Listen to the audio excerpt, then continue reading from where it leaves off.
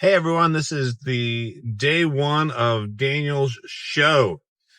As many of you guys know, I am passionate about seeing more people. I'm on a mission to see 500 people start phone repair shops before the end of 2023. But to that end, I want to start sharing and talking to you guys a little bit about what it looks like to run a phone repair shop out of my home, the ins and outs of it, so that you can see kind of behind the scenes, because I'm passionate about business. I have been for 15 years now, consuming every bit of material I can about how to run businesses effectively.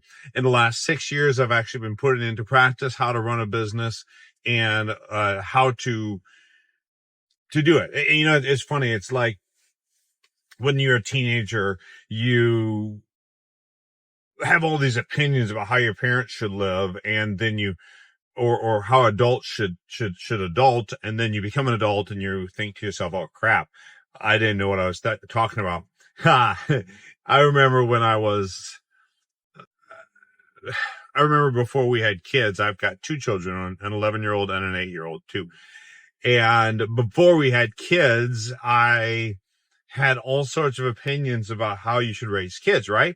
And then when I had kids, I learned through repeated failures and how the ins and outs of actually raising and keeping little creatures alive. I learned how many of my ideas for how kids should be raised were just flat out me imagining things and didn't really work.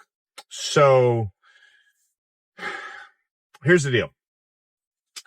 What I want to discover through this show is I want to start interviewing and talking to other guys and girls who run repair shops, who started their own businesses. I want to show you the ins and outs of running a repair shop. I want to talk to you about the stuff that really works, because if I can show you what works, if I can be the human guinea pig for you, then maybe I'll be able to show you guys how you can actually get started running a small business yourself. How maybe I can get one of you to believe that you can do it yourself, that running a business isn't as difficult as we like to think it is. It's actually quite doable. And I'm going to be the human guinea pig. I'm going to kind of pull back the curtains and show you, okay, this is how running a business can work. This is how it's difficult. This is how it's easy. This is how it works. So what I want to talk about on this trip, I am on my way to a volleyball game to watch one of my daughters play volleyball at a high school. And that's just part of my life today. And I love it. I love watching and being present with my kids. And one of the things I enjoy about being a small business owner is I have the flexibility to do this. Now,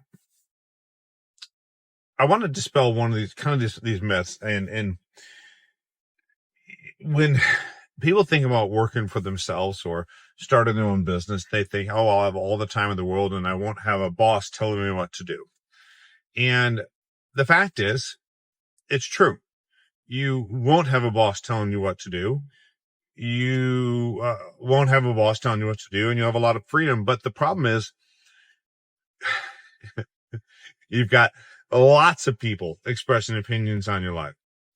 Personally, I haven't had a boss in a very long time.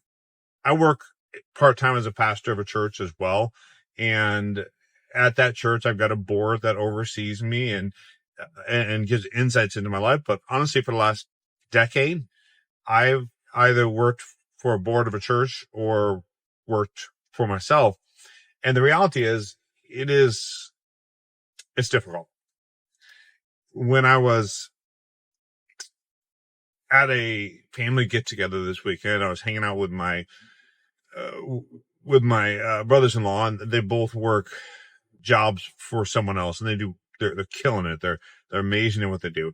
And they both talked about how they really prioritize and how they value family time. And one of the ways that they value family time is by really drawing a distinction. Okay, they're saying, hey, I'm at work and I'm going to pay attention to work things. And when I get home, I don't think about work. I don't answer emails for work unless I have to. I don't talk or think about work stuff unless I absolutely have to. And I was listening to them and I was feeling kind of small, because the reality is I work in my business invades so much of my life because I'm still building it. And it is difficult. So much of your life being something that so much of your life, if you run a small business, you're always thinking about it. You're always responsible for it. You're always responsible for the things that go wrong. They're on your shoulders. And that is, and I guess I'm not selling it with this first episode of my show but that is one of the hardest things about running a business, is the fact that it's always on and it's always on you. And as opposed to my brothers-in-law, they do have bosses. My brothers-in-law have bosses, but they get to say when they're done with work, they're done, and they can just not answer calls. Whereas as my own boss, I'm responsible for the business all the time.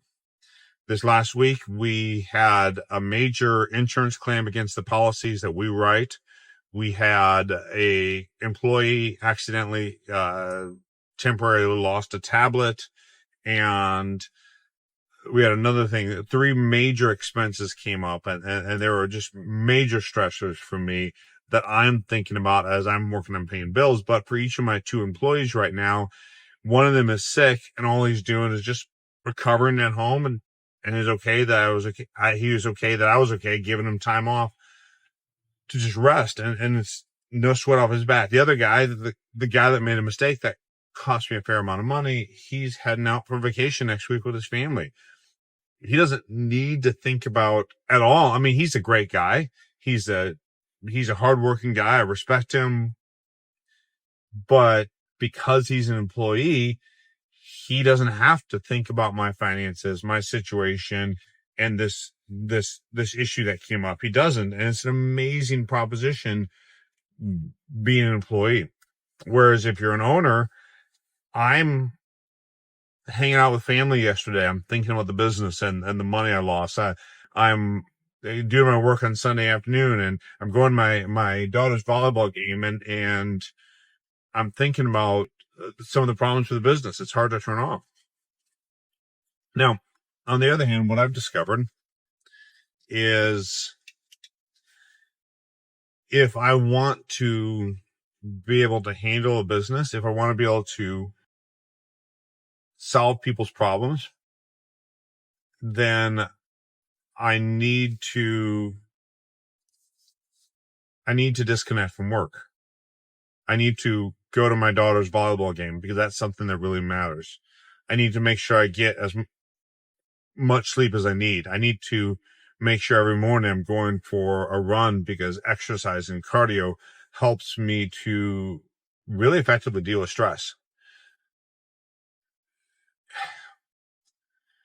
At your workplace, when you work for someone else, if you have a good boss, they give you space, they'll give you time off to manage your own life. When you run your own business, you do have say over your life, but you also have to make sure you are making time for those things. You have to manage yourself, because if you let it, there's an infinite amount of things that you could do with your business to grow your business, to grow your marketing, to do all this stuff. There's literally an infinite amount of things you can do with the business.